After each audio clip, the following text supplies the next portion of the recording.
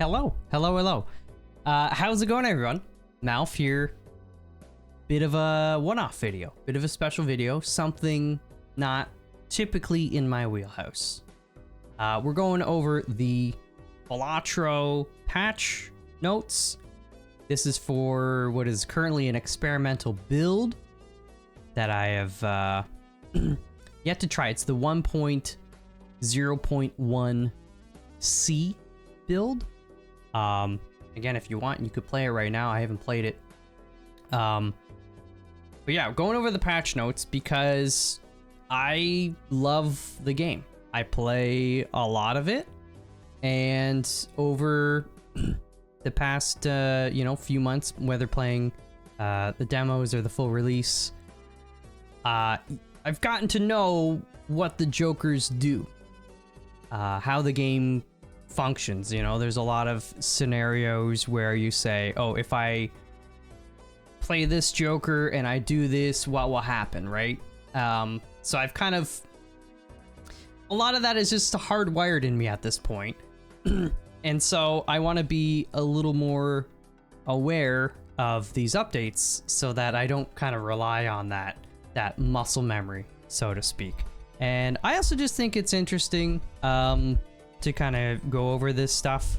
Like I said, I don't typically do this sort of thing. I don't go over patch notes for pretty much any game I enjoy, even, you know, if I spent 1,000 hours in it, I don't tend to care. But I figure, why not? Let's look at it.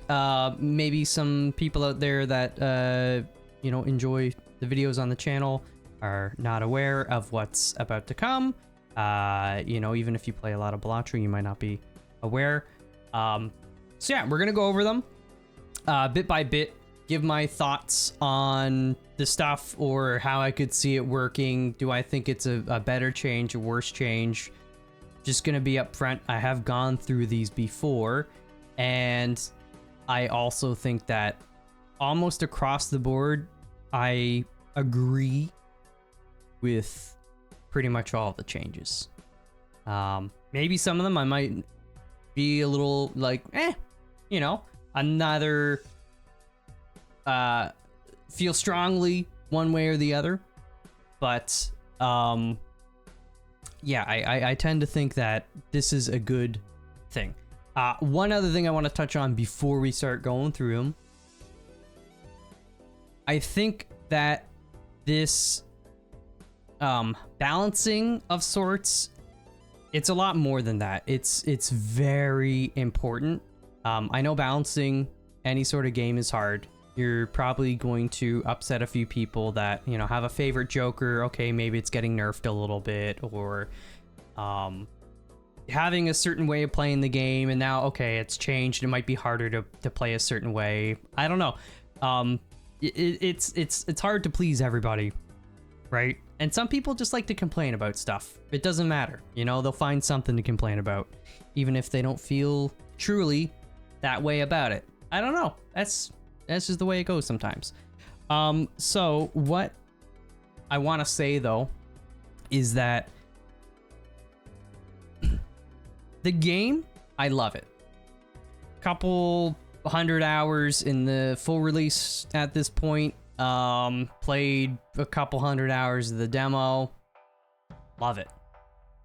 But after playing the full release so far and getting really familiar with how I like to play, Jokers I like to take, vouchers that I'll always try to take if I can, so on and so forth. I have a certain way I like to play, and a certain way I've found that tends to lead to success more. And I particularly have been trying to do all the gold stakes with all the decks currently, less so trying to make crazy, insane, exponential, those E scores type of runs.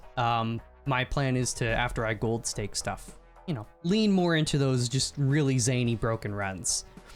But what I will say is that I think the adjustments to a lot of the Jokers here, or the systems, vouchers, the anti-balancing, so on and so forth, the higher stakes is really important because it makes so much more of the content that already exists feel useful or worth your time. And I don't mean this in like a mean way or anything, but again, I've gotten used to playing a certain way, and that often means just avoiding some jokers, you know? I don't think this update is gonna fix Obelisk. I don't think Obelisk has changed. And that's a joker I avoid. But there's a lot of other stuff where I'm just like, you know, I don't like it that much, or it's really hard to get it to work in this run in particular, or any run. The juice isn't worth the squeeze so much. But I think this update addresses a lot of those jokers and just makes them more, they get your brain going, they get the wheels and the cogs and all that starting to turn, and you're thinking, right? And I think that's a very good thing, because there's 150 jokers in the game, and you know, you're not always gonna love every single one of them. We all have preferences and stuff, but I think making people more tempted to try to work with more of the jokers is a really good thing. And it makes what I believe is, you know, thus far, absolutely game of the year, game of several years for me, honestly. It just makes it even better. So that's wonderful. Anyways, I know people are gonna complain, oh, you spent 7 minutes basically saying nothing. I'm sorry, but it's a video on patch notes. It's all gibberish. There's no gameplay. Anyways, let's get into it. Let's go through them, and of course, I welcome your thoughts and comments in the comment section below. Maybe, what are your favorite changes? What are ones you think will make kind of the biggest impact? Whether it's just general playability, or maybe getting those super high score runs, or just general enjoyment of the runs. I think that this update is going to help a lot. There are a lot of people that really get negative about the RNG, and I think the game is designed in a way it's like not always going to be super winnable. Sometimes there's not much you can do. I think based on this update, though, it kind of strikes a nice balance. It makes it feel a little more forgiving, you know, a little less tight when you get to those higher stakes. So that's good. That said, I've been trying to gold stake all of the decks before this update, because it's kind of like a badge of honor of sorts. I think the changes that we're gonna go through here with the orange stake and the gold stake will make it a little bit easier. But maybe not. I don't know. It'll be interesting, because anyways, let's go through. There's more stuff as well. We're gonna be scrolling. Hopefully you can read the text and all that stuff just fine. But anyways, update to the Love 2D. That's like the engine dealio, all that technical mumbo jumbo. But basically, it's to help with the performance for some people, less stuttering and poor quality. That's just a win. That's always nice, and that's probably something that's going to be part of a lot of major updates, right? Performance and such. Added a toggle for reduced motion blur, removing the swirly backgrounds and gyrating card motion. Personally, I'm not affected by any sort of motion blur, anything of that nature. I don't get car sick, I don't get seasick, I don't get any of that. But I understand other people do. And I know particular people that have been in my like Twitch chats that cannot watch the game because of the swirly background. Makes them feel sick. So I love a good accessibility update. You know, I think the swirly background is cool. It's trippy. It's nice. But listen, some people, whether they like it or not, or think it's neat, if it makes you feel sick, it makes you feel sick.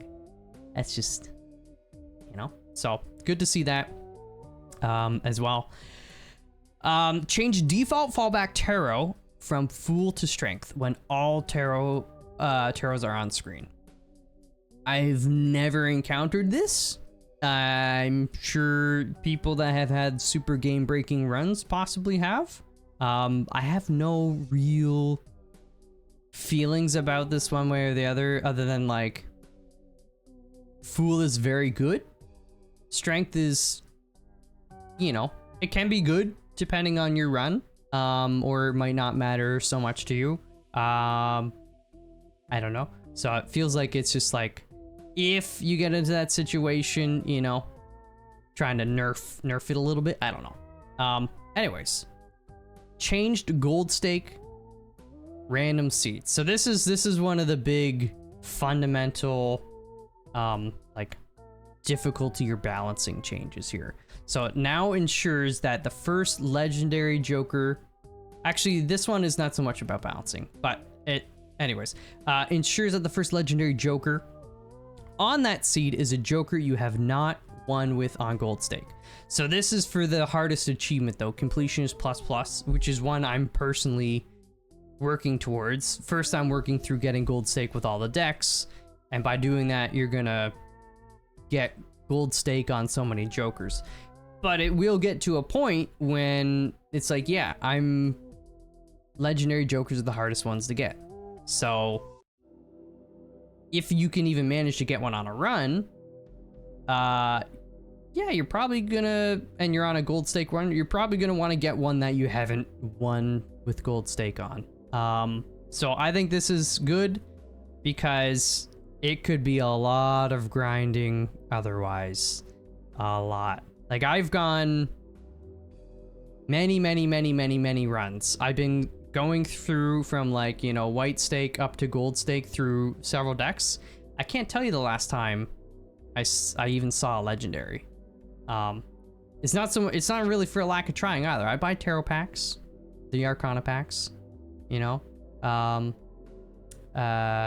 when they have the thingy in them, the chance. I buy spectral packs. So this is good. This is good because I think otherwise a lot of people are just gonna be driven mad trying to gold stake the jokers when you just it's very hard to get the legendary jokers. So there's a bunch of scaling changes here, as you can see. So on white stake, you know, that's the default difficulty. So ante 3 and ante 4 have dropped from 2800 to 2000, and then 6000 to 5000. This is good. I think it's important to do it on white stake as well as the green and purple. I know some people, once you play the game for a good bit, you're probably playing on higher stakes more often, and white stakes you're like, it's not so big a deal, you know, 2800. But sometimes there are runs you get a couple early shops, they just don't have any decent plus malt jokers for you, and you don't have a ton of economy, so you can't really be re-rolling a lot, or even if you do have money to re-roll, you want to build that economy to begin with. So sometimes you don't quite get those jokers early on, so this helps you stay alive for a little bit longer, and doesn't pressure you quite as much, because when you don't have a lot of jokers or any jokers, and you haven't been upgrading your hand types, so on and so forth, 2800 versus 2000 is actually pretty significant. So you know, this I think is fine. It makes it easier for newer players to kind of give a sense of, like, you know, just accomplishment. You know, it's, you start small, just getting them into the game, letting them feel more comfortable. So that's good. And then green stake, that's when the scaling kind of kicks up a notch, and then purple, it goes up yet again. Again, once you start playing on these higher stakes, you're getting less money. You know, you have less discards, or you know, the eternal jokers and all the other stuff, right? So yeah, sometimes again it can be a little bit hard to get going, to build your economy, and so this just allows you to get a little bit more into the run. Because I think for a lot of people it's not too fun when you start a run. First shop, you know, not great. Second shop, you know, maybe you get like a lusty joker. +4 every time you play a heart. It's like, that's okay. That can carry you for a little bit. But, you know, I've had runs where you're not getting good stuff. And I'm barely holding on. I'm getting into ante 3, and then it becomes problematic, right? So, this helps. This goes a long way. I'm okay with that. Again, it's not something I'm like, oh, please reduce the scaling. It's not something I've asked personally for, but I welcome it. I think it just makes it more approachable to everybody. Have a better time, give you a little bit more wiggle room to get a run, like give it a little momentum. Change orange stake.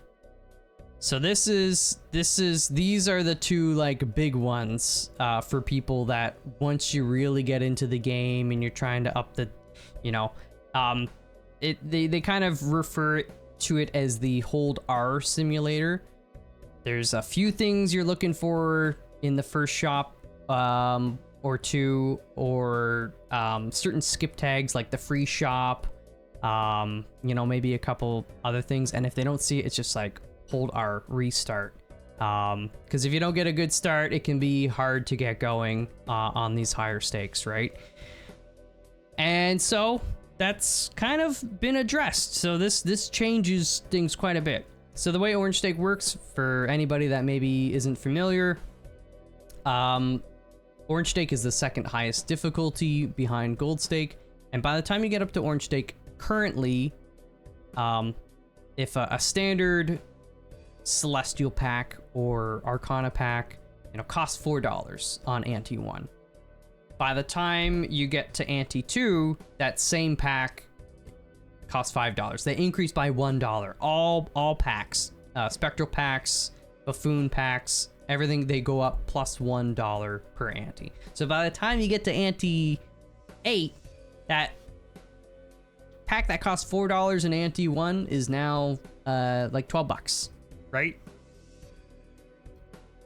Yeah, it's hard. I mean, economy is very important, so that's kind of why I've liked orange stake in a way, because before then I would never focus so much on the interest or generating money or taking jokers that give me money, or runs where yeah, you're just focused more on generating money, right? So in a way, orange stake and gold stake have made me a better player because of that.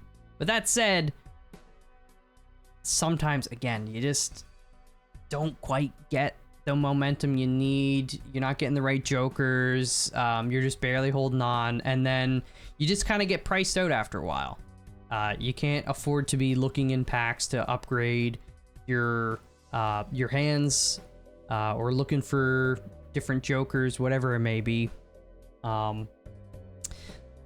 So now the change, it's being removed, so the packs will stay the same cost throughout, but there is now a perishable mechanic. So there's a few stickers that are being added to the game. So we have the eternal stickers, which start on the black stake. And again, for those that don't know what an eternal sticker is, it just means that you cannot buy or you cannot sell or destroy a joker that is marked eternal. Once you buy it, it's yours. You can't get rid of it through any means. None. So now we're seeing a couple new stickers being added. So the perishable one, a joker has 30% chance, which is also, I believe, 30% chance for a joker to be eternal. And these are like this 30% it's independent. So you can have an eternal and a perishable Joker at the same time, but each one is like their own check. Again, I'm pretty sure of that. So basically it means after 5 rounds, it's just useless. The Joker gets disabled. So you could just sell it. I don't know how much they'll sell for if it's a different value once it becomes disabled. Because usually if you buy a Joker, you know, for $10, you sell it for $5, right? Something like that. It's usually about half. So I don't know if that would change once it's become disabled.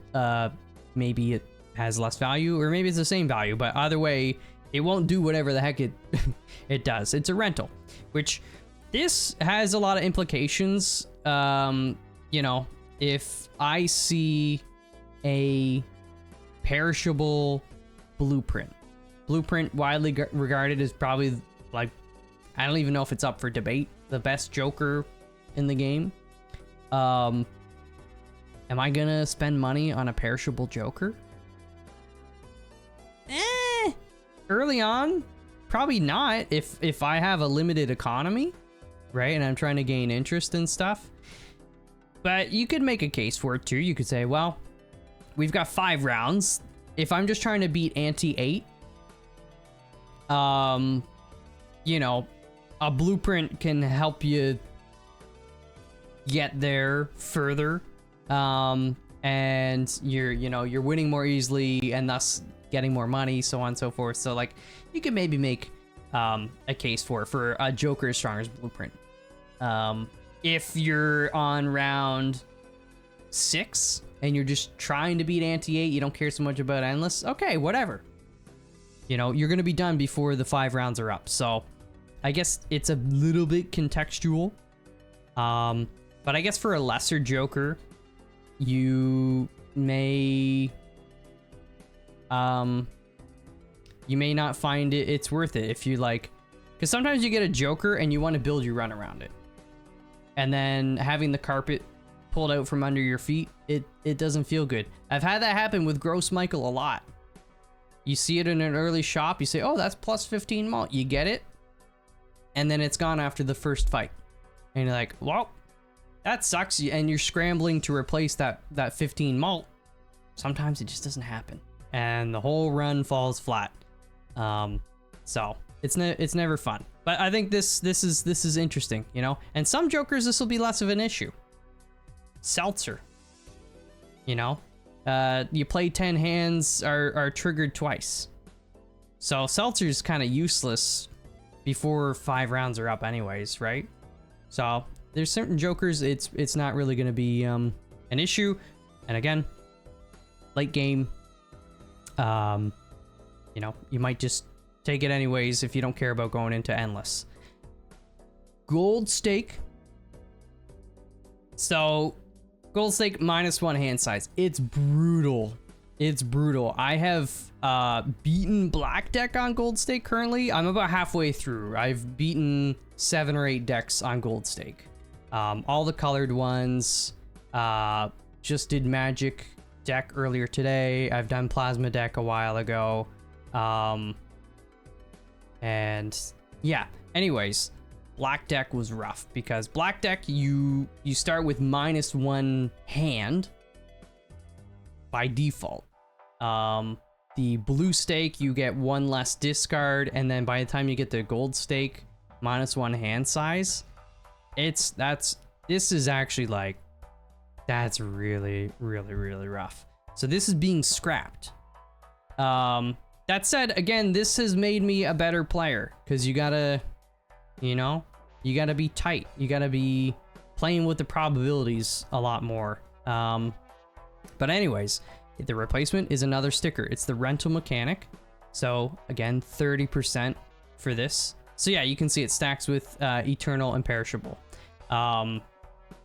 So what it does, the Joker costs $1 up front, and then for every round after that, it's $3.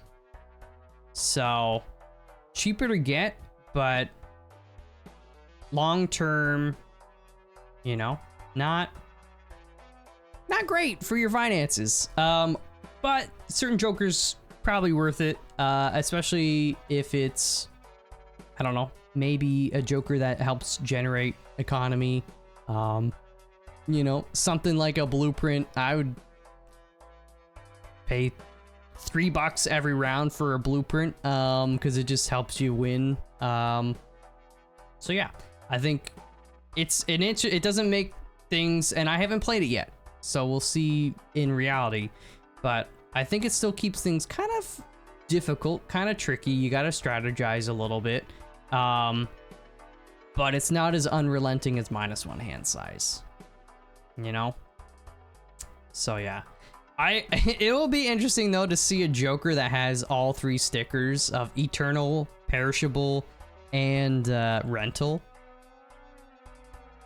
Actually, is that even possible? I mean, how would you... Huh, that's got me thinking. Yeah, I want to know more about eternal and rental.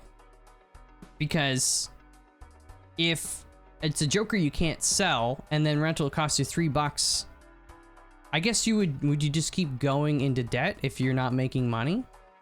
I mean, you're winning, you should be making some money, but you know what I'm saying? It's just gonna keep $3. So -3, -3, -3. I don't know. That's interesting. And then also same thing for perishable. Having an eternal perishable, that's kind of rough, because it's just taking up a joker slot.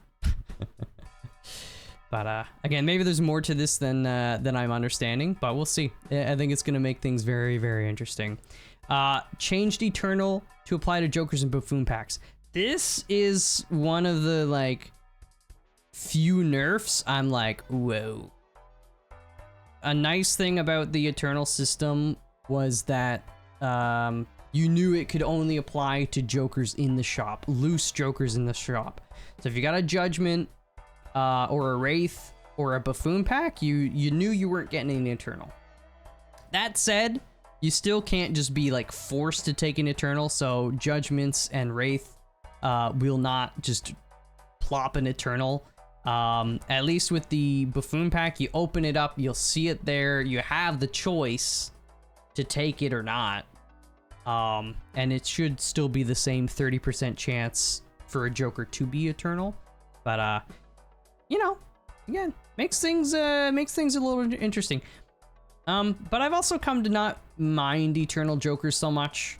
There's a lot of jokers when you know, when you take them, you're kind of saying, hey, we're in this for the long haul, right? If it's a joker that you're kind of scaling with. If I get an early green joker, which I've come to love on the higher stakes because I tend to be playing high card or like a pair, so on and so forth.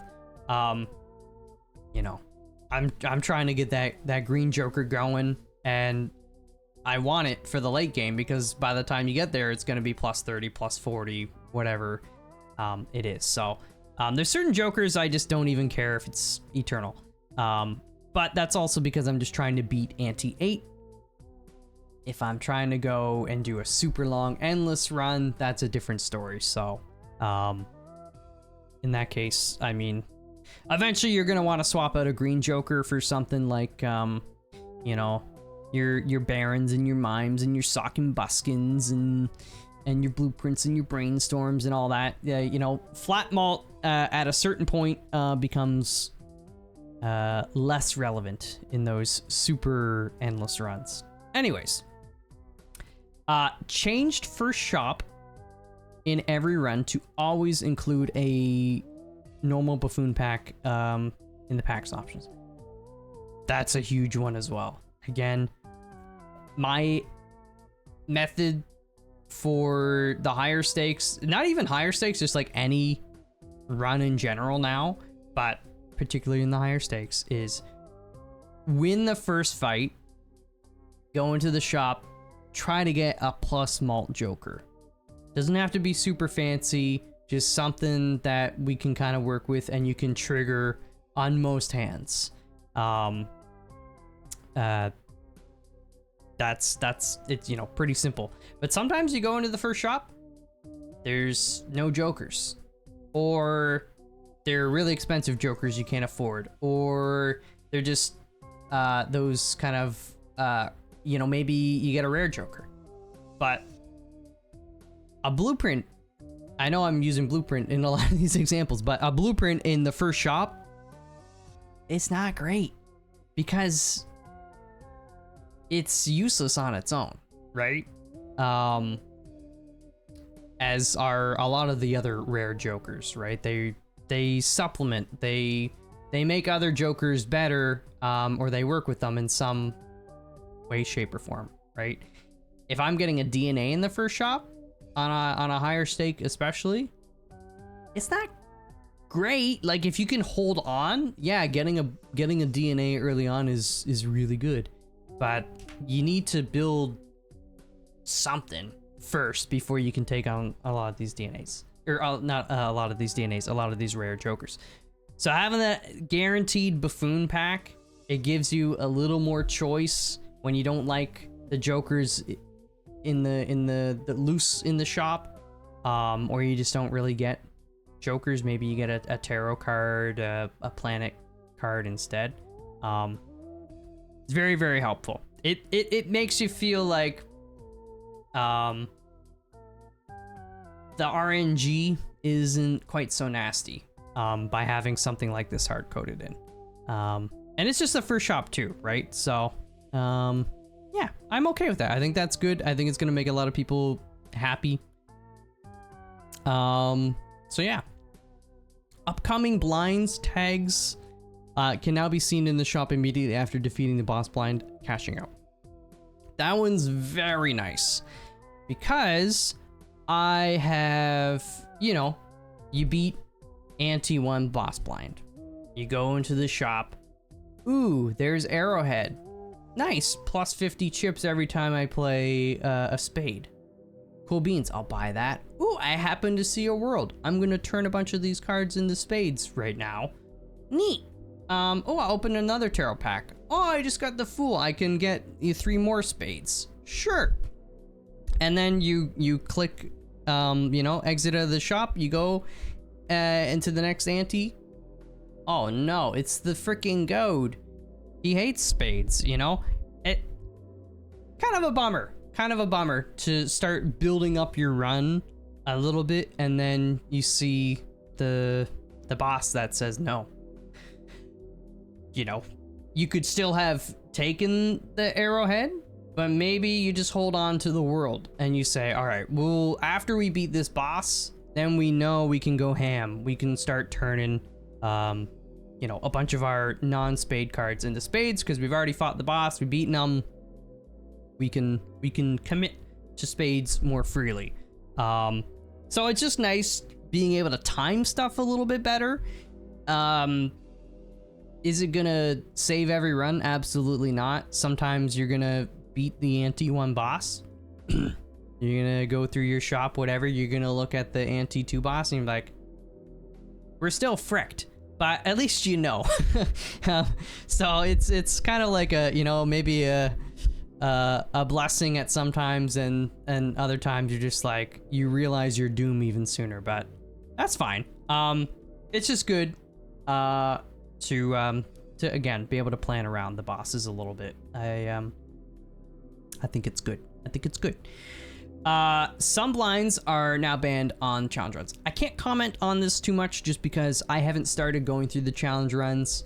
I'm at this point kind of saving that until after I gold stake all the decks, but it makes sense. I know, like this one, the Jokerless challenge, like you can't buy any jokers. So these bosses don't really make sense, right? Verdant Leaf debuffs all your cards until you sell a joker. Well, the Jokerless challenge, you can't have a joker, so how are you supposed to get rid of the debuff if you can't meet the condition, right? Crimson Heart is the one that will disable a random joker after each hand.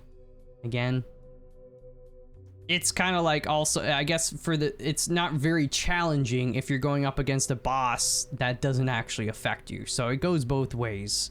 And then Acorn is the one that flips them and shuffles them. Again, you don't have any jokers, so it's like, where's the challenge in beating the Amber Acorn? So, you know, it's good to see that kind of stuff addressed. I haven't done these other challenges yet.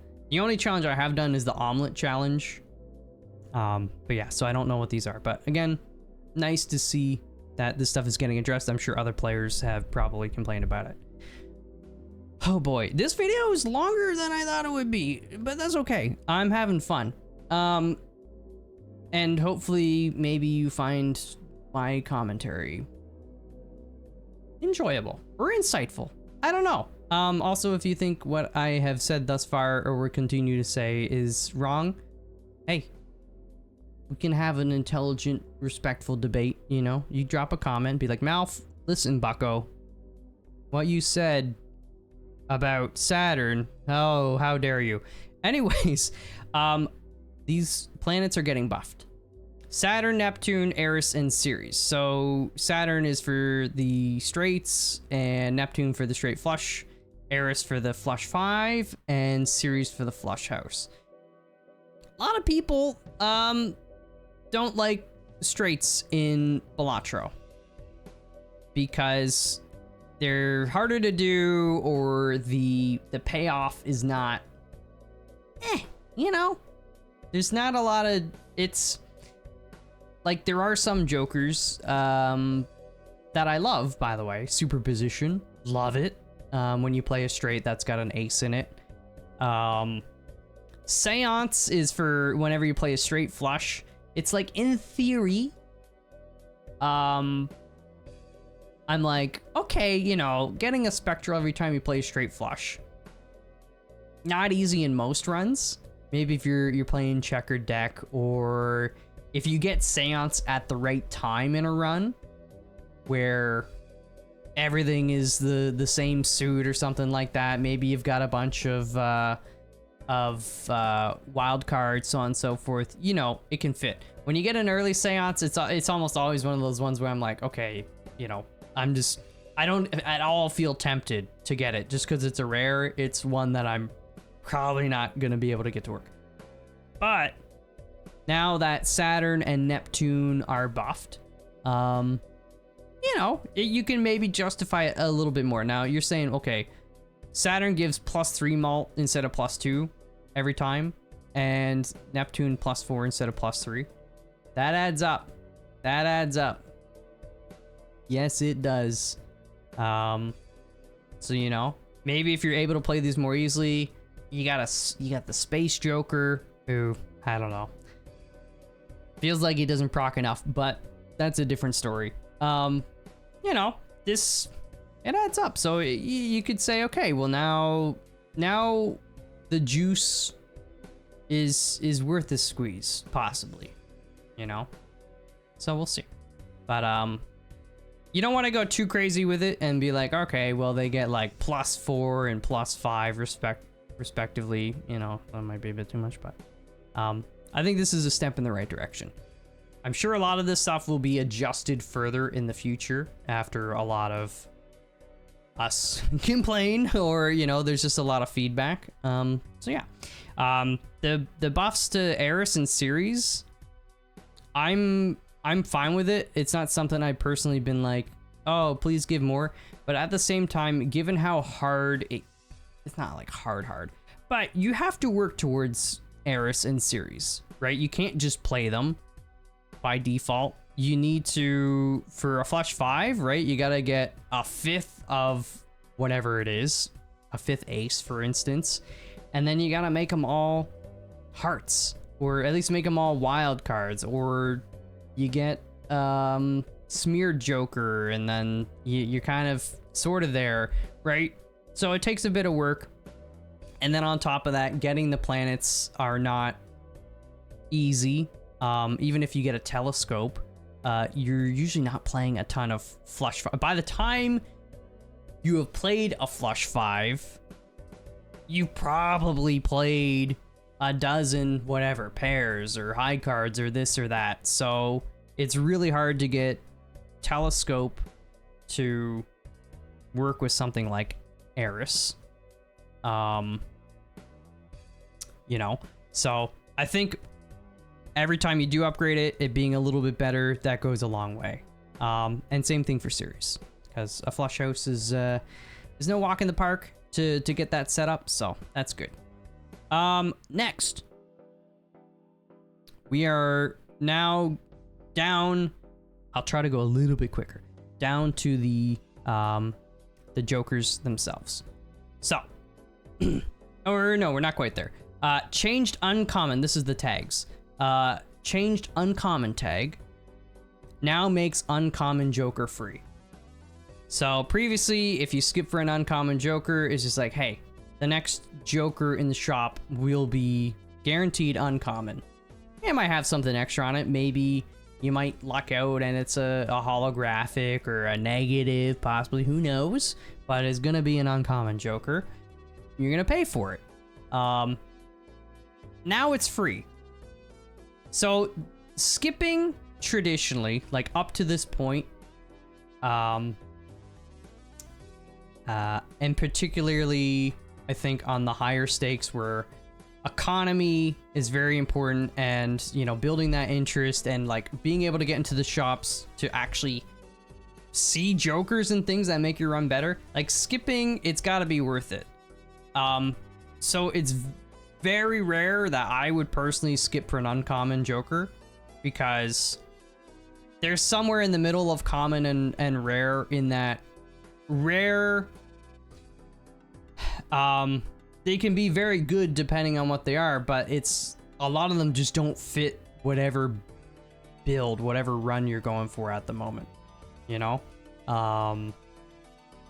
So there are just some runs where I'm like, no, I don't want DNA. It doesn't really help me too much in this particular instance. Again, I'm just trying to beat, I'm talking a lot from beating ante 8, and like on gold stake, because that's what I've been doing. So a lot of what I say is not so much applicable if you're looking for to do like a super long endless run.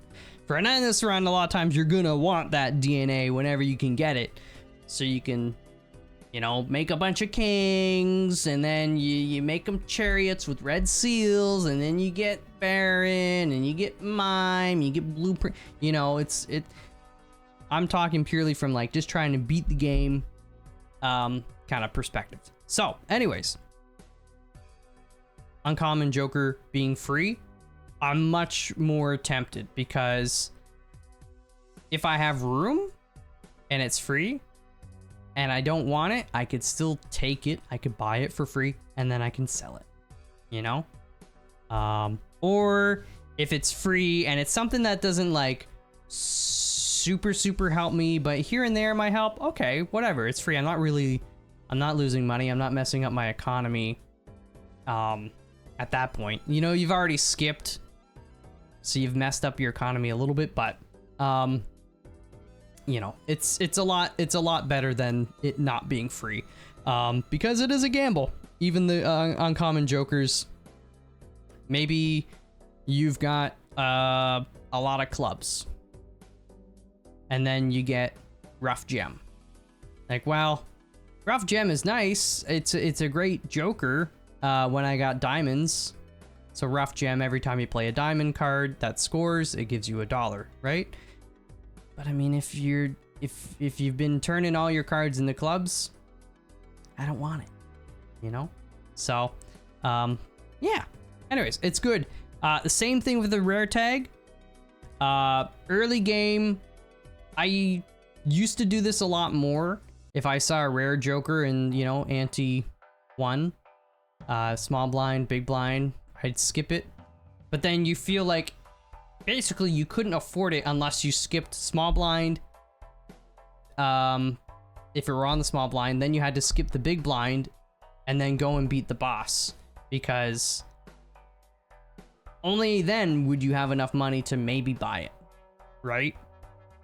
But beating the boss, even on ante 1 without a joker, without going to the shop, you can do it, but I wouldn't rely on it. You know, sometimes just the cards, the way they the way you draw them, whatever, doesn't work out.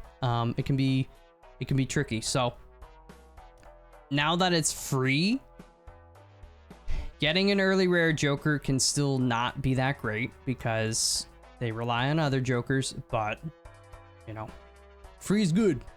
Because if I'm getting a free blueprint, it's like, oh, well, now I still have, you know, I've got $8 maybe, or something like that. $9, $10. Let's buy, you know, it's not much, but we'll buy this, this gluttonous Joker. You know, and we'll copy it. So we'll play a few club flushes for a while, and then blueprint is doubling up.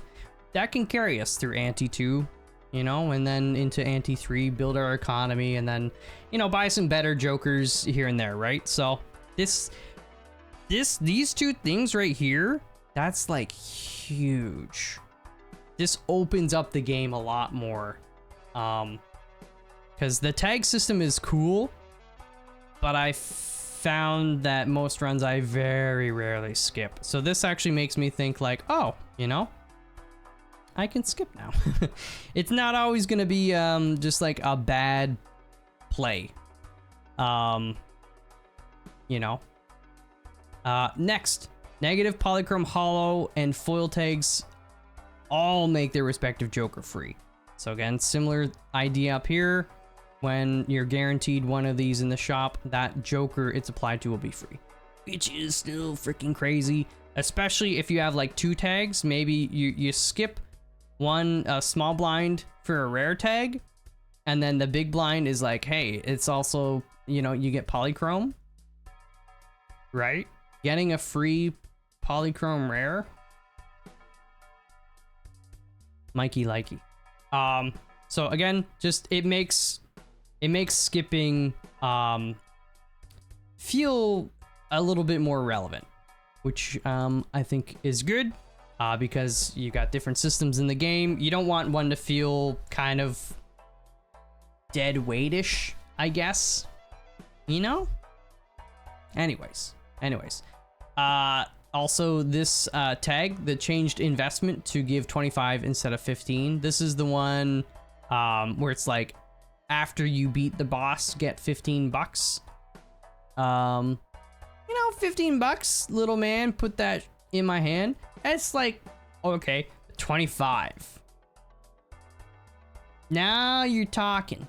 I might be willing to skip a big blind and go straight to the boss if I know I'm getting an extra 25 cashish. That softens the blow of missing a shop, and, you know, maybe you're not scaling up whatever Jokers you've got at the time.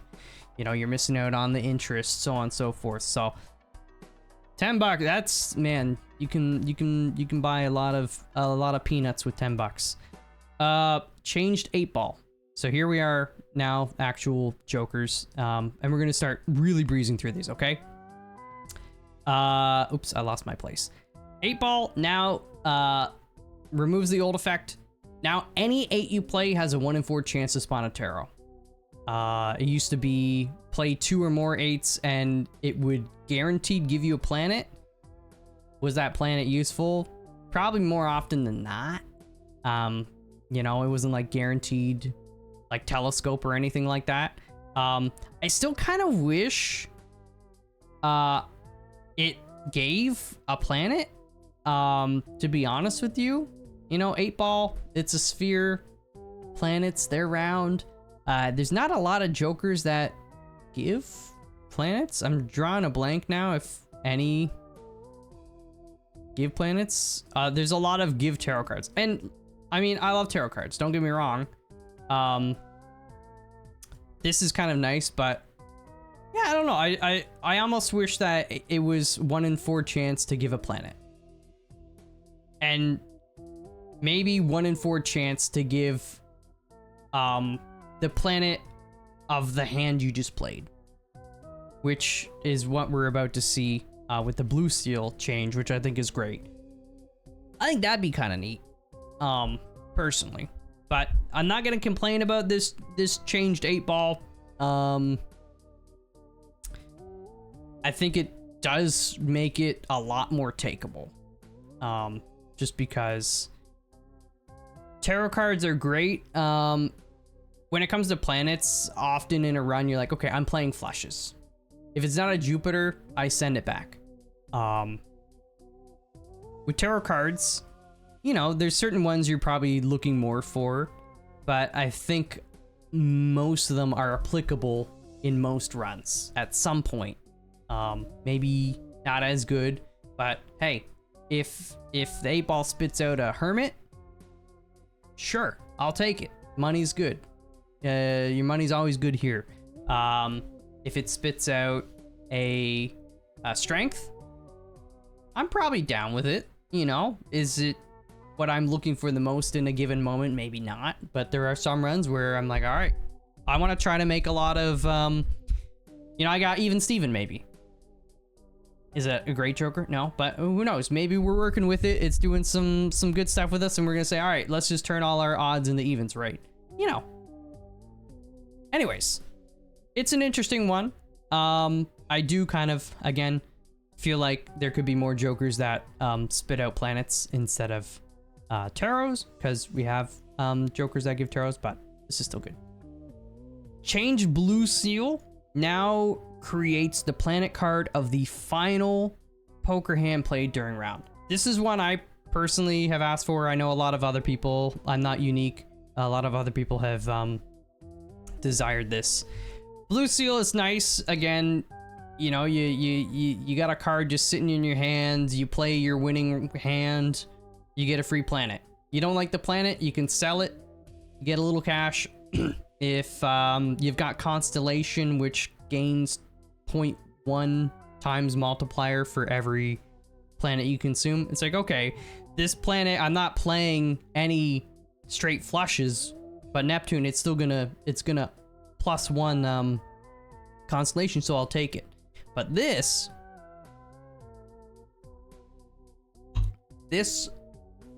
is great, because if you're playing a hand, it's your winning hand, it's probably more often than not the hand that you're playing most in that run, your run is built around, right? So I think Blue Seal spitting out specifically the planet of the hand you played is good.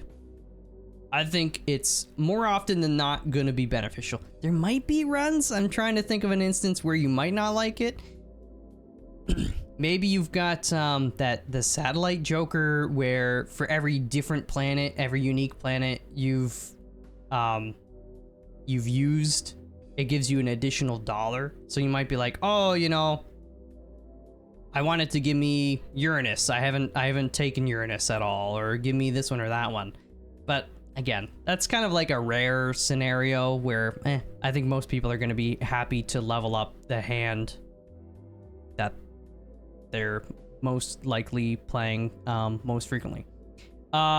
Change both Mad and Clever Joker. Scrapped contains 4 of a kind effect and now applies instead to any hand that contains a 2-pair. So pretty self-explanatory. Mad and Clever Joker ones I always don't like seeing early on, because playing a 4 of a kind early on is like, no. It's very hard, and then by the time you get to late game, these Jokers are like, you know, it's like, okay, yeah, I can play a 4 of a kind. That's not a problem. But you probably also got just like a bunch of other Jokers that are doing more than the, what do they give, +20?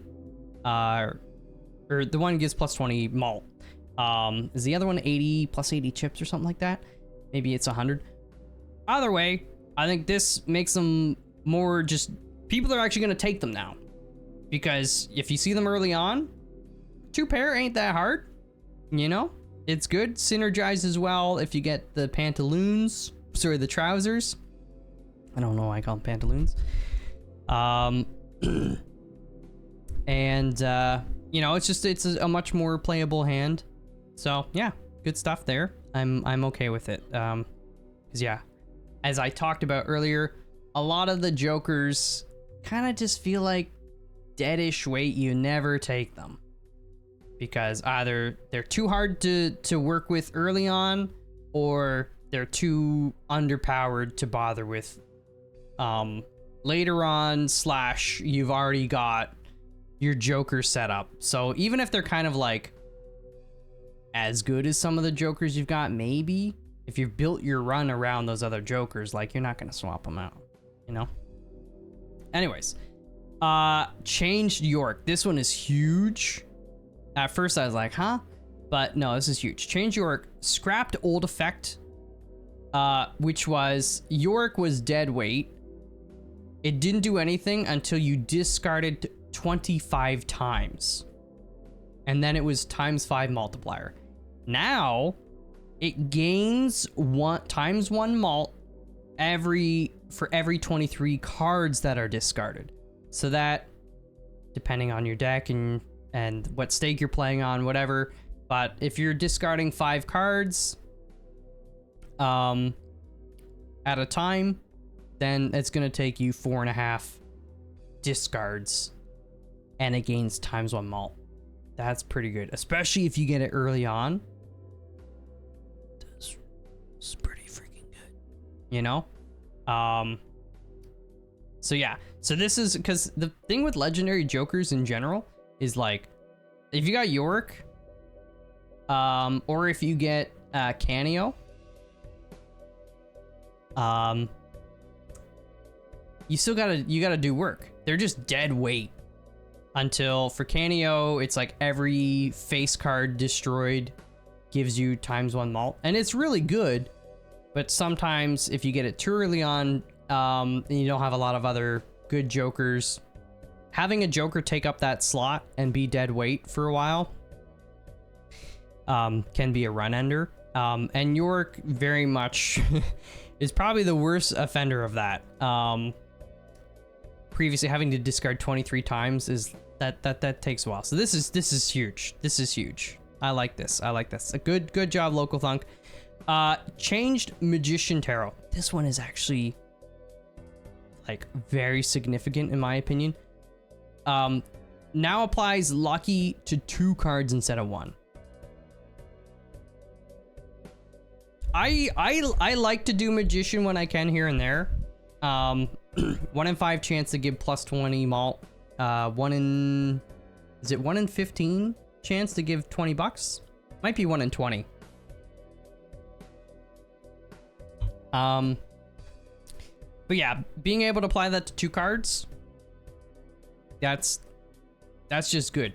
And then if you get oops all 6s, it makes it a lot easier for the +20 malt or the +$20 to proc.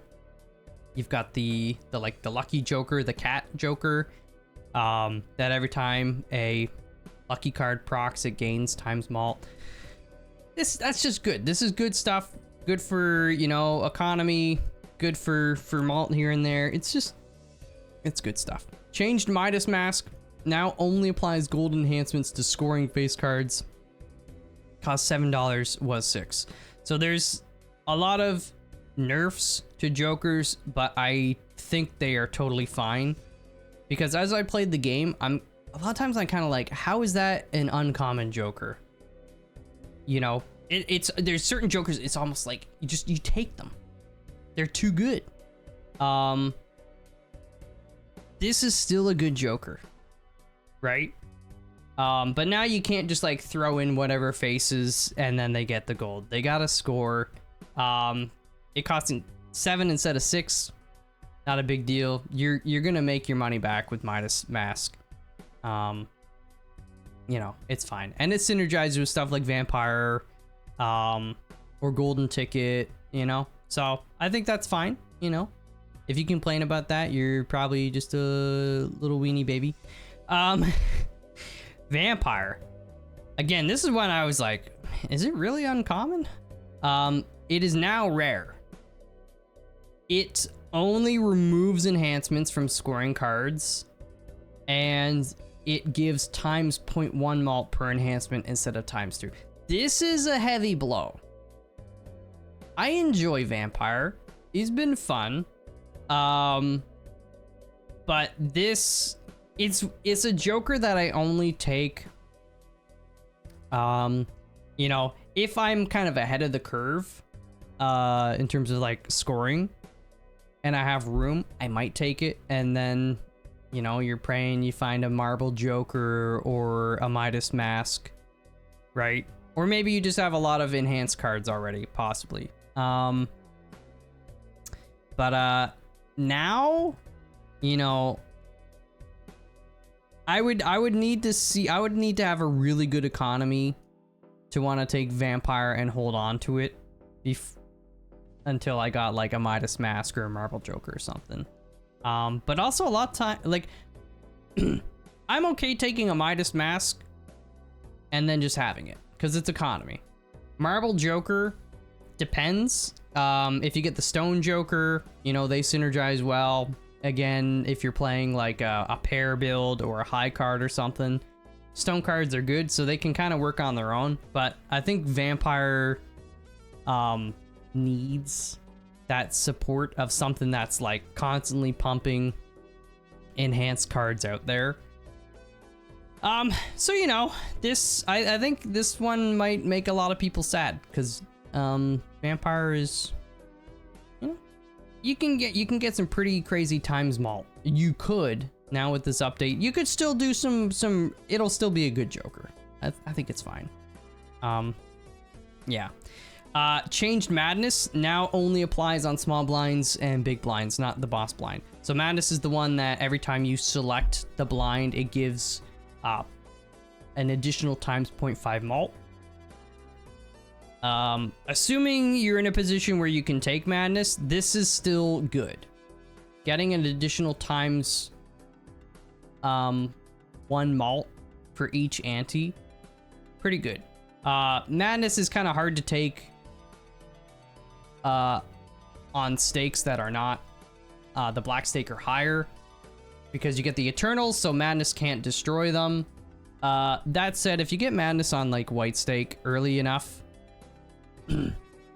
and you're able to level up the hand you're actually playing a lot to get more of that the plus malt, the flat malt, then you could do some good work with it. But you know, this does affect it. It makes it a little weaker, but I think it's fine. Change to-do list. This is great. This is a Joker I never take. And now it's a Joker. If I have space and it's early on, it's maybe almost an always take. So it used to be, it would be, it basically, if you play whatever hand it designates, you get, is it $4 or $5?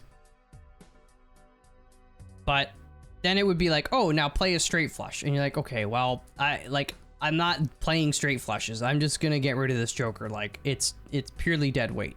Now it will change. So at the end of the round, it will, it'll always change. So if you get stuck on, you know, play a 4 of a kind, you're like, oh, I can't play it.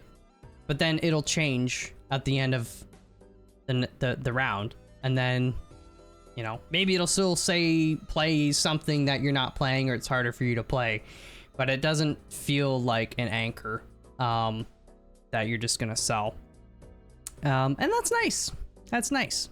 I like that. So this is again one of those Jokers that I was just like, I'm like never taking you. To now, you know, I'm heavily considering it depending on where I am in that particular run. Changed description of shortcut. So this is just one to more clarify what shortcut does. I think a lot of people think it only allows 1 gap, but it allows, you know, 4 gaps. So it just makes it a little bit easier for newer players. This one I'm a little ticked off about, not the actual change, but more the fact that my Olbap, my Ancient Joker, is my Joker. For those that don't know, I'm not joking. Like, this was put in the game.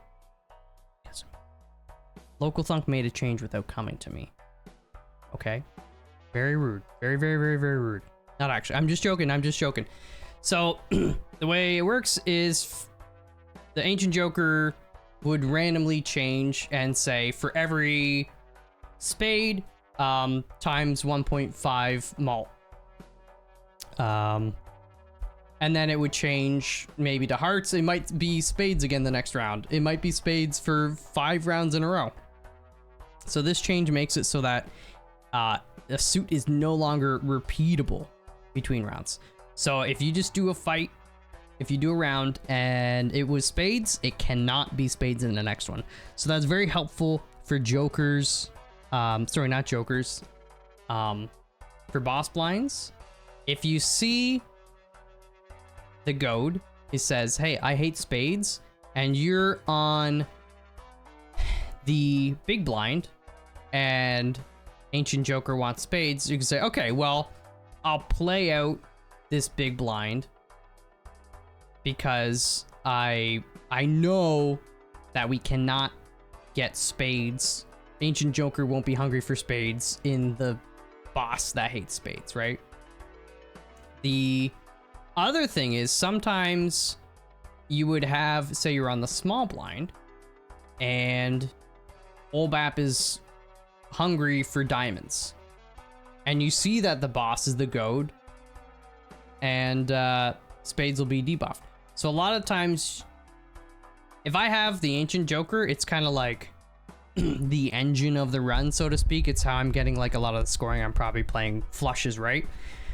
So if I see that the Joker hates spades, I don't want to risk using up the diamonds in the small blind and then maybe getting to the boss and then Ancient Joker wants spades, right? There's a chance. So I would skip the small blind and then skip the big blind and then be like, okay, well, I know Ancient Joker wants the diamonds, so we'll do it, right? But skipping that much is not great, you know? So again, I think this, it makes Ancient Joker easier to use, and that's good. That's good. Swashbuckler adds the sell value of all Jokers to malt, not just the ones to the left of it. I think that's great. I found it very hard to use Swashbuckler on a lot of runs just because you want your plus malt Jokers to be to the left of the times malt Jokers, but it means you're not getting the value of the times malt Jokers, and you don't want to have your plus malt to the right of the time, you know, so this actually makes it, it's like abstract, right? But instead of the giving malt per +3 malt per Joker, it just gives you the value, which is good. Position not mattering is nice. Hanging Chad, one of the best common Jokers, just got better. This is insane to me. It re-triggers the first played card 2 times instead of once. If you don't have a lot of other Jokers going on, but you know, if you, this works really well with Ancient Joker, you know, it's just, it's yet another proc for Ancient Joker. You know, hack if you got, I don't know, maybe Fibonacci, you're playing a bunch of 2s, you know, and they're just, this is good. This is good. This, I don't know how this is still common. I wouldn't be surprised if this gets changed in the future. Flower Pot, also, this is an incredible change. It makes Flower Pot something I want to take again, because I like Flower Pot, but it's kind of hard to use to begin with. And then when you get a boss that debuffs whatever suit, it's useless, right? But now, even when a card is debuffed, it still sees the base suit and it counts. So previously, if you were fighting the goad, spades were debuffed.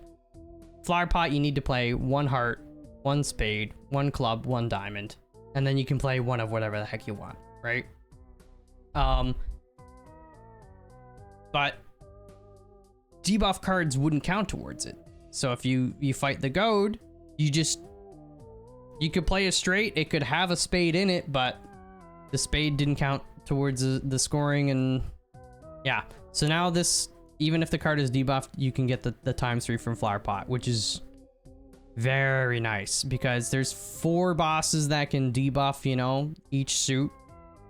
So it's a lot of risk to take on for Flower Pot, to commit to it. So change bootstraps to include current malt bonus in description, something I and many people have asked for, rather than having to do the math. Yeah, we can do the math, but sometimes, you know, you're playing fast, you're getting a lot of money. It's nice just to see the plus malt in the description. I mean, it works the same way. If you get erosion, for every card you have less than 52 in your deck, it's +4 malt, and it keeps track. It tells you, it's like, oh, you're up to 32 malt now. Great, wonderful. I don't have to do the math. So it's nice to see that bootstraps is the same. Changed off sinful jokers, 1 for each suit. They now each give +3 malt instead of +4. Little nerf. I'm still fine with it, you know. Banner now gives +30 chips instead of +40. Banner I've actually come to appreciate more as I played, particularly those like high card pair builds where you're just trying to play hands and not discard. So, you know, this hurts a little bit, but I don't think it's like, you know, it's still pretty good. It's still pretty good. Fibonacci costs $8 instead of 7 because 8 is a number in the sequence, so it makes sense. 7 is not. I get it. Bit of a bummer, but also Fibonacci is just really good, so I still think it's worth the $8. Okay. We are getting there slowly. Steel Jokers give an additional times 0.2 instead of 0.25. I still think that's fine. It's one of those jokers a lot of times, like you see it and you're like, well, I don't have a lot of chariots, or maybe none. It's not worth it. Or there are runs where, I mean, chariots are just good. Getting steel cards is good. So you're probably going to want to do it if you can, if your economy supports it. And maybe there's not other tarot cards. So, I mean, you're just going to do that anyways. And then if you see a steel joker, I mean, it's still good, you know? It's not as good, but it's still, I think it's not going to change your mind. You're not going to be like, oh, well, I'm never taking steel joker again. It's times 0.2 instead of 0.25. Like, you know, it's just helping to balance things a little bit more, which is good. Balance is good. Odd Todd now gives 31 chips instead of 30 because 31 is an odd number. 30 is not. Makes sense. 6 cents is now uncommon and costs $6. It was rare. What did it cost before? Either way, this is good. A lot of times if I get to like skip to get a rare joker, this is one of those ones where I'm like, I don't want to skip for a rare joker because yes, I could get blueprint. Yes, I could get brainstorm. Yes, I could get baseball card. I could get, you know, a lot of these jokers that will probably help in most runs. There's also the jokers that I just don't want to get because they do not help me in any way, or the juice isn't worth the squeeze. Am I going to want to fit in a rare joker to play like 1/6 to get a spectral? Spectrals are great, but I've taken 6 cents a lot of times and it just spits out onks. And like, yeah, I don't got other freaking joker, or I've got a bunch of other jokers. I don't want to get rid of them, you know? So it's like, this being uncommon, I think is better because then I'm less, you know, I'm more likely to do a rare skip because I know 6 cents won't be in it. I don't think it's bad. It's just, again, it's very contextual to me. So, Hiker now gives +5 instead of +4. I thought Hiker was good before. The earlier you get it, obviously the better. I think it's one of the better scaling jokers too because it scales the card itself. So you can have Hiker and then you can sell them and the cards still keep the, you know, the chips that were adding up. And yeah, now it's +5 instead of +4. That adds up over time. That adds up. And Hiker is really good for re-triggering. You got Hiker and you got Hack or Sock and Buskin. Freaking Hanging Chad got better. I mean, Hanging Chad helps Hiker Hiker out quite a bit. So yeah, I mean, that's just good. Again, did not expect that, but I am happy with it.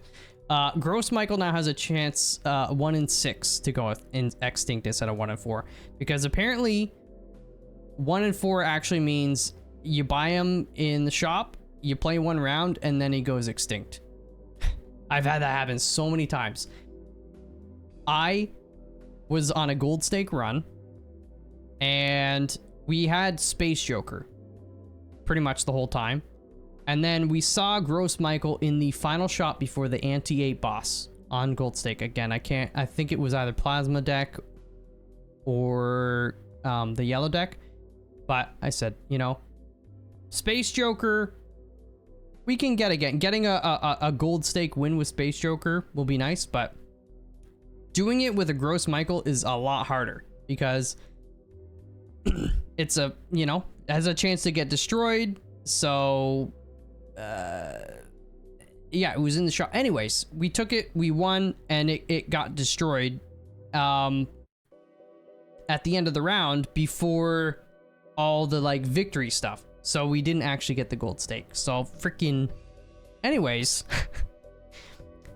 this will be kind of nice. Sometimes you do want it to get destroyed so you get to the Cavendish sooner, hopefully. But at the same time, I take Gross Michael a lot in the early game because, you know, he's cheap. Gives you that nice +15 mult, but it's hard to rely on him when I feel like I'm going to get one fight and then he's going to be gone, and it just feels like wasting money. So this is, in my opinion, actually good. Seance is now uncommon. Cost $6. It was rare and 7. I'm fine with this.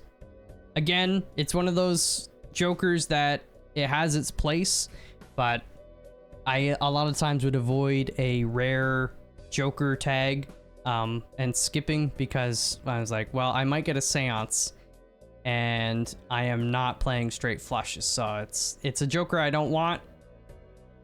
So it being out of the rare pool, I think is good.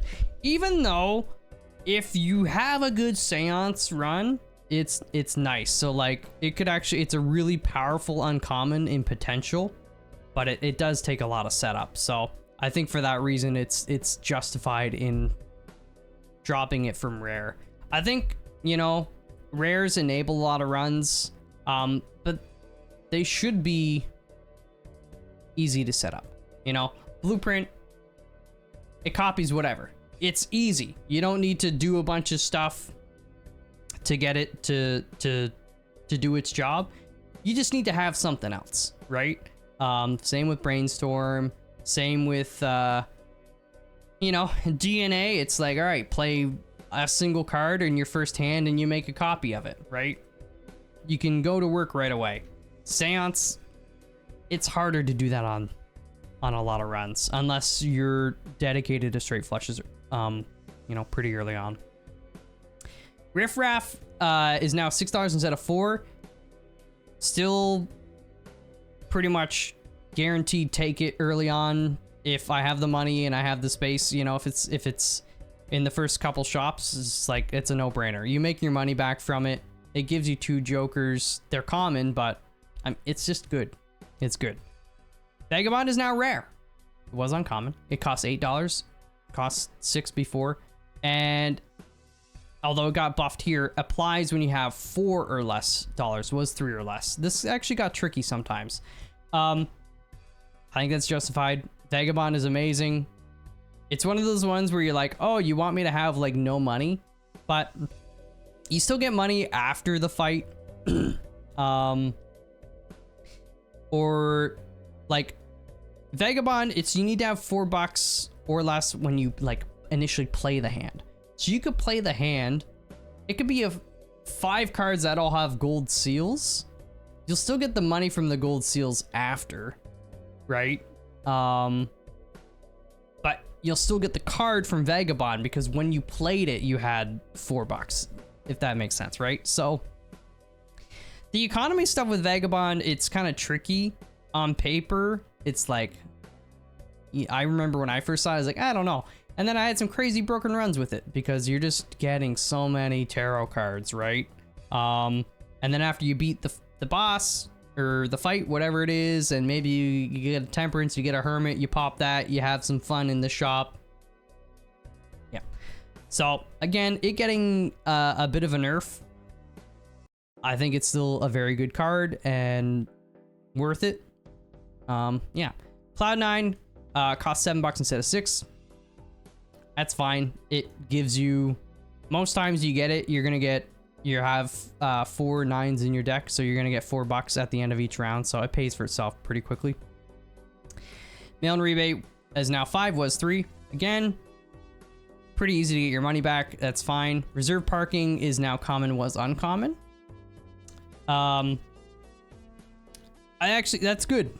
That's good. You're more likely to get it early in a run and get some economy, which is important. So I think that's nice. Again,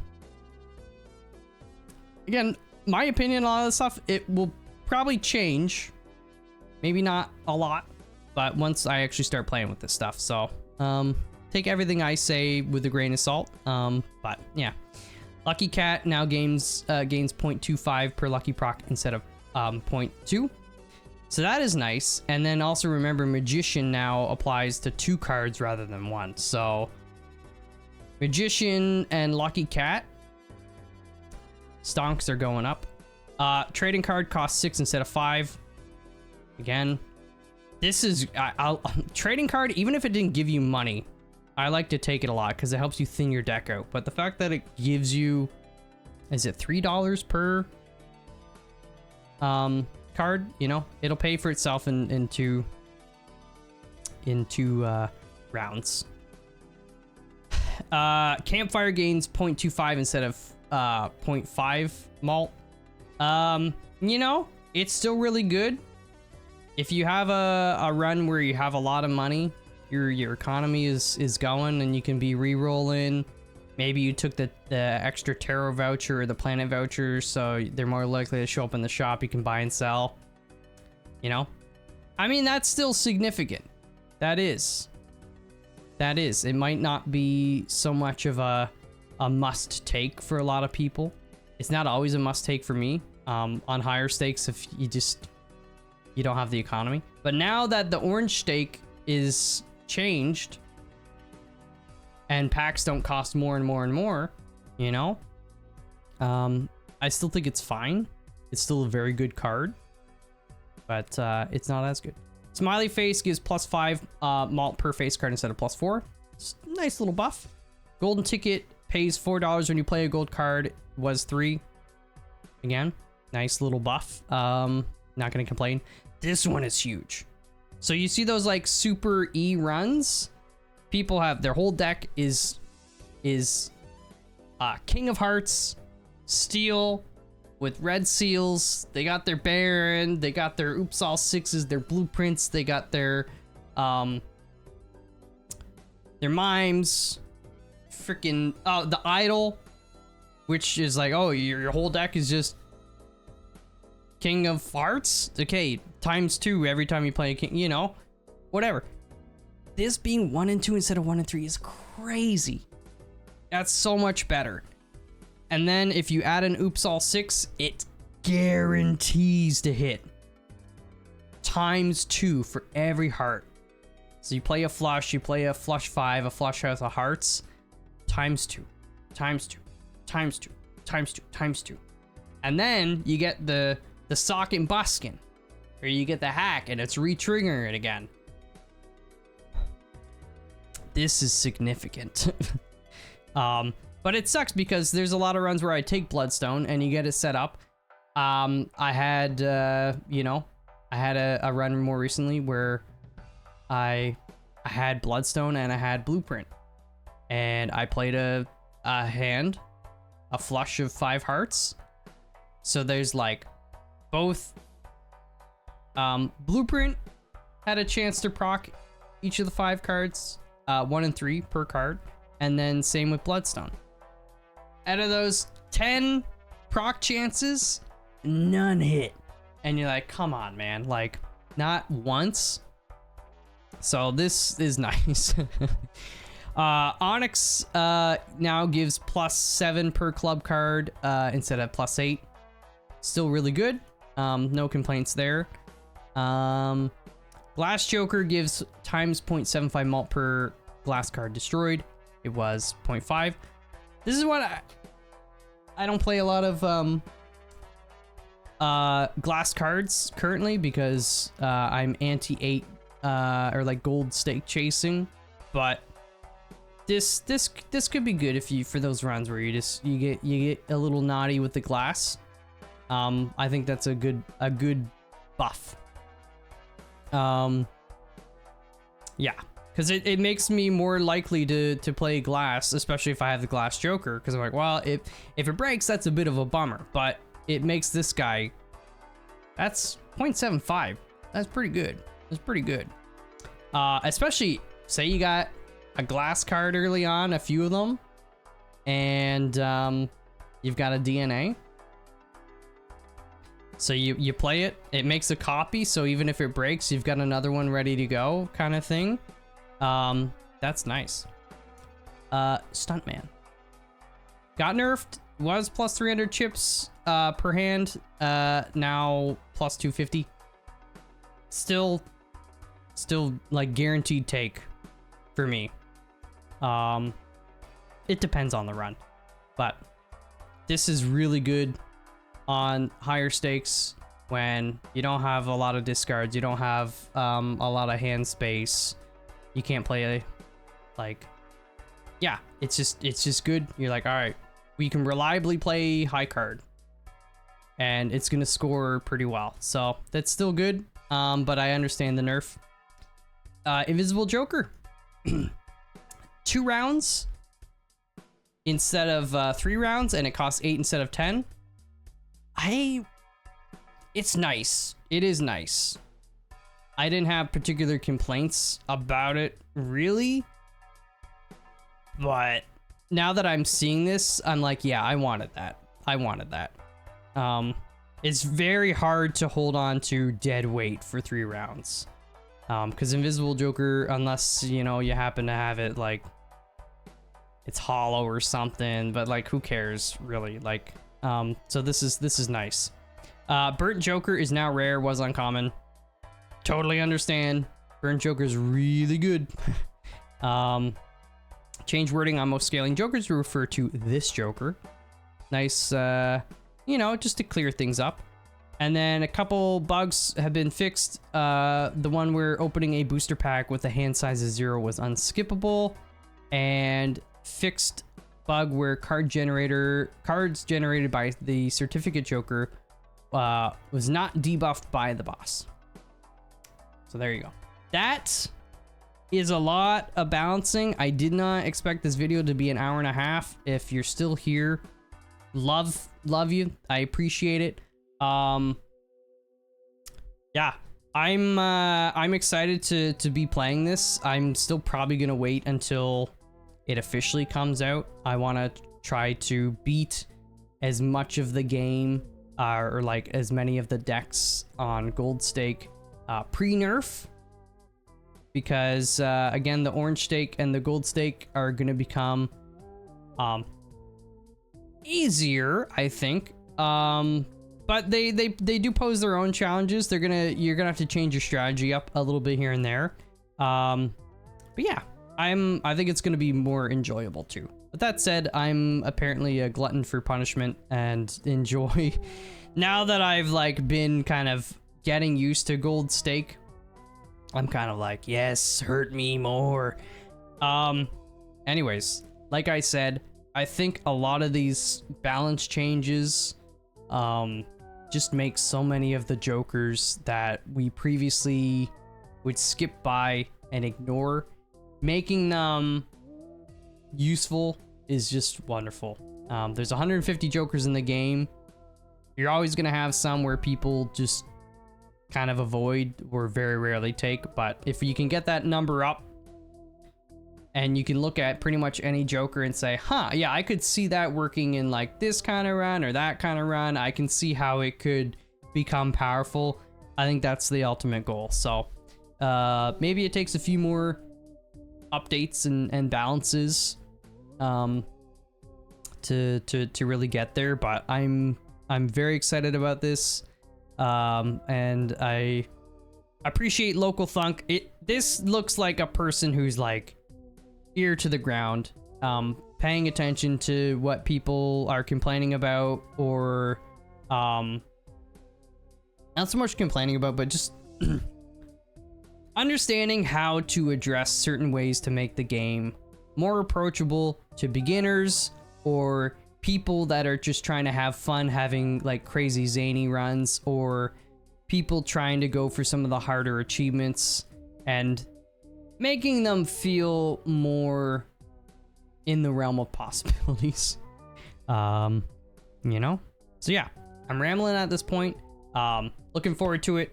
Again, let me know in the comments kind of your feel, if you've been playing the experimental build, or, you know, just reading through the patch notes the same as me, what you're thinking, how it's going to change stuff. If you think that these changes are going to require further changes down the road, you know, maybe you're like, oh, you know, I think changing that is just going to mean they need to change this now, blah, blah, blah, you know, that kind of stuff. Anyways, it's all good. Love the game. Happy Balatro playing. Appreciate your company, of course. If you enjoyed this video, please give a like. Comments are nice. If you're new to the channel, you like Balatro, we're putting a lot of that out, so consider subscribing. Yeah. Anyways, that'll do it. Thank you so much. I'll see you guys later. Maybe in a live stream, maybe another YouTube video. Until then, peace out.